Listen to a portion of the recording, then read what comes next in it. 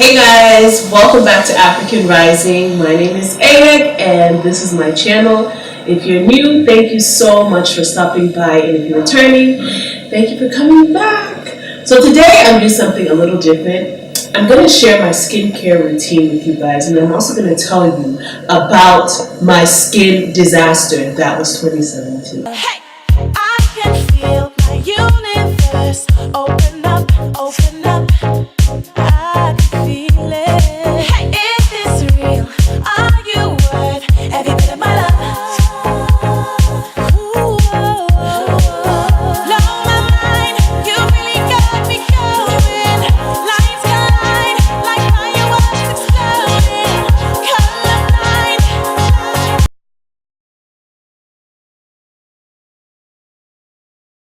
This is what happened, guys.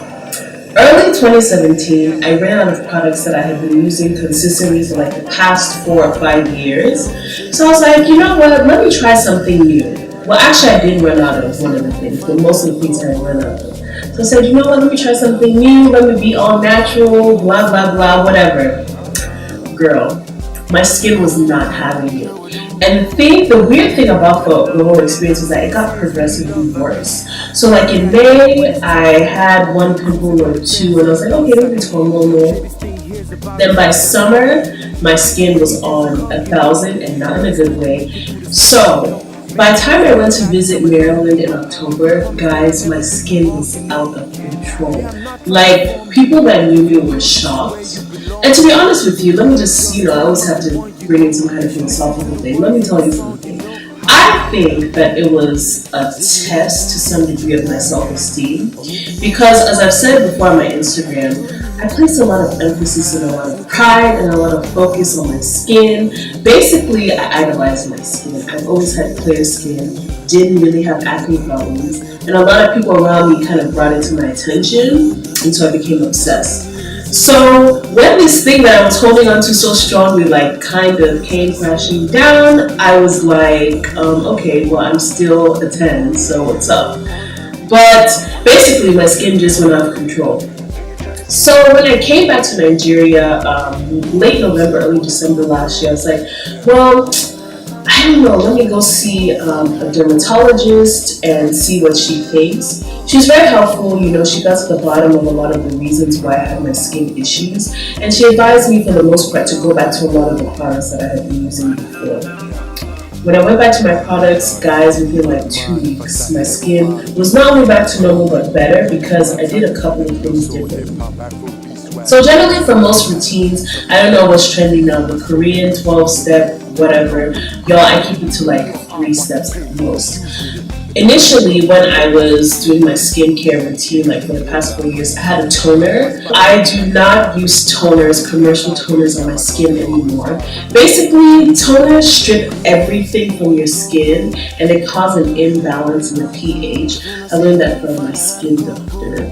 And I mean, it's actually true. I noticed a lot of times when I toned my skin, because I tone my skin every day, I felt sort of a dryness, kind of an unevenness and dryness in my skin that would have to be replenished with a hydrator. But then the next day when I'm washing and toning again, it's like this constant cycle. So I highly recommend letting go of your toner. I know how much you spent on it. I know you spent a lot of money, but consider something like lemon to tone your skin if you're suffering, or not suffering, but if you have issues with hyperpigmentation and things like that.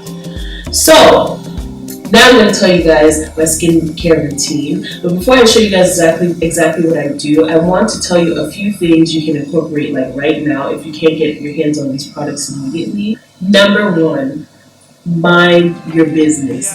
Now, I know this doesn't seem like something that would affect your skin, but it actually does, especially when you're stressing about things that really shouldn't be concerning you. So here in Nigeria, in those cases or those situations, we say you dey carry person matter for your head. So basically that means that you're taking on somebody's problems or issues, and not really from a place of care. You're taking it on because you don't have anything better to do. So number 1, stay in your lane and just pray for people if you're not going to learn your business. That's really going to help your skin, because you'll also be able to sleep at night, which leads me to number 2. Try to get at least 6 hours of sleep. I know what the culture is, especially in our age group. No days off. I can't sleep. If Beyonce has 24 hours in a day, blah, blah, blah. I know. You're not superhuman. You're a human being. So try to get at least 6 hours of sleep because it gives your skin the opportunity to restore itself. Number 3, you need to take some sort of vitamin. Now, I'm not really all for okay, I need 1 of this, 2 of this, 3 of that. So I recommend a multivitamin like this one. So this is a women's multivitamin. I recommend any kind of multivitamin because it's a complete source, a vitamin source. I only take the women's multivitamin because it has biotin and folic acid. And no, I'm not trying to get pregnant, so nobody should ask me about the folic acid thing. But I think, I need folic acid, long story short. So any kind of multivitamin because it saves you time, especially the chewables. If you're in a rush in the morning, just take 2 and go. So another aspect of a good skincare routine is water. Now, generally, I know people say, oh, you need to drink water because it'll clear your skin. To some degree, that's it, but really what it boils down to is the fact that water keeps your body functioning properly. If your body's functioning properly, for the most part, unless you're touching your face a lot and stuff, you're going to have clear skin. Now, I've said this before and I'll say it again. Don't be out here if you're like 100 pounds drinking like 500 liters of water, whatever. You should drink enough water that will keep your body going. Don't overdo it, okay? So the first step in my skincare routine is cleansing. I use the St. Ives Blemish Control Apricot Scrub. It was what I was using before my skin disaster and it's still working now. Apricot is really good in preventing breakouts and blemishes. And I also like the tiny beads in the exfoliator wash because they're gentle enough to be used every day, but I know that I'm getting a deep clean. Most times these days I wash my face at night when I'm having my shower or my bath at night, and in the morning I just use a baby wipe to wipe off my face from like the nighttime, whatever.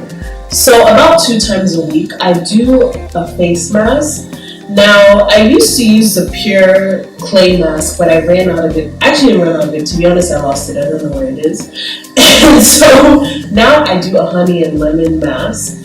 So generally what I use 2 tablespoons of honey and then 3 tablespoons of lemon.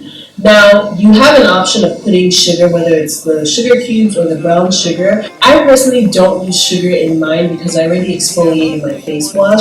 Now, before you do any mask, whether it's a clay mask, bentonite clay mask, the strip-off mask, whatever, you need to cleanse your skin.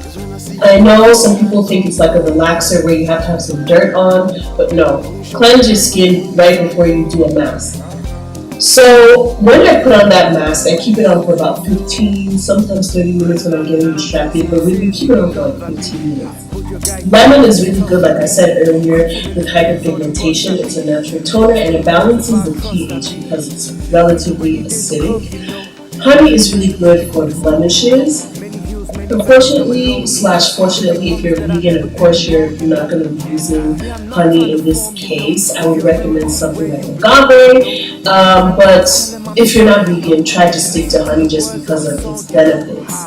There's a contention between hydrating versus moisturizing, and it basically depends on your skin type.